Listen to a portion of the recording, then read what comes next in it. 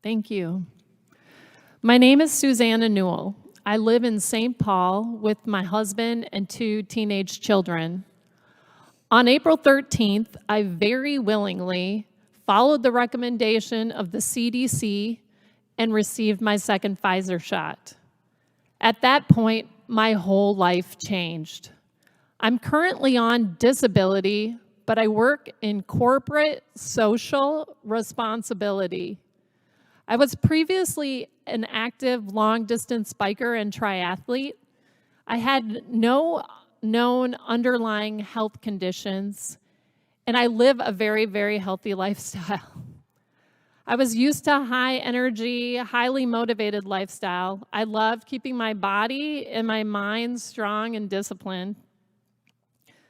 Since I became injured, I have very little motivation or energy, and I'm in a constant state of extreme fatigue.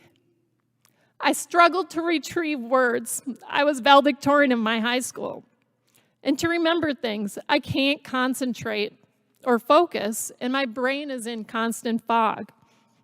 And I'm aimlessly wandering through my brain, and it's torture.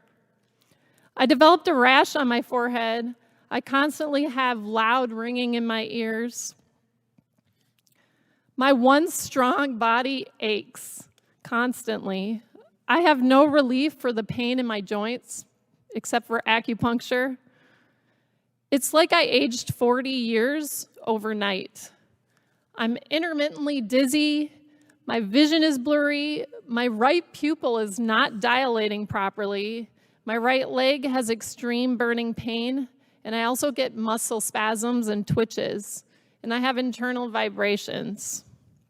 I am now a frequent flyer at the doctor with very few answers and many, many painful tests.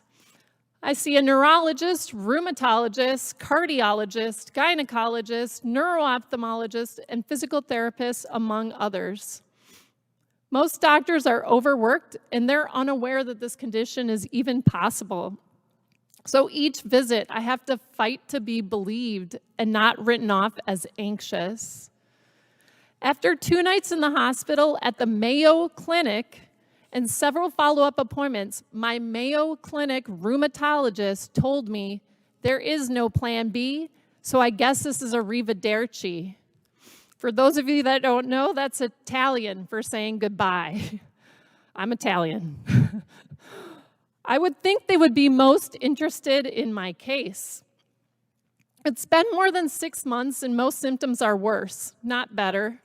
I've been diagnosed with small fiber neuropathy and an autoimmune disease, but getting to these diagnoses was a struggle.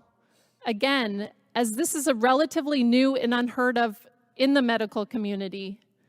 I have a strong support network and a savings account that I can lean on. However, I'm concerned about those who don't. This is not a pandemic of the unvaccinated. This is a pandemic of trauma. We're unnecessarily traumatized due to our cases being overlooked, misdiagnosed, and hidden. We aren't being believed, and our faith in media and the government is faltering.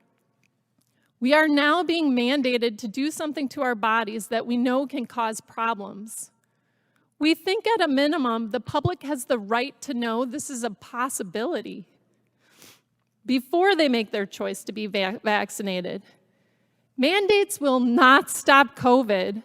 It will just continue the divide and cause feelings of anxiety. People will naturally fight, flight, or freeze when they feel threatened. I wasn't afraid of the shot when I received it. I was excited to do my part for my country. But where is my country for me now that I'm injured? I would recommend that instead of what is currently being done, that there's a safety net for the vaccine injured. It needs to be established immediately.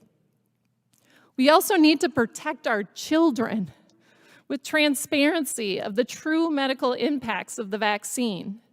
There needs to be accountability as well for those who stand to profit from keeping these injuries hidden like Big Pharma.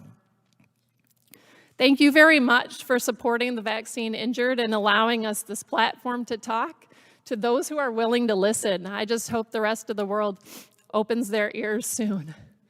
Thank you.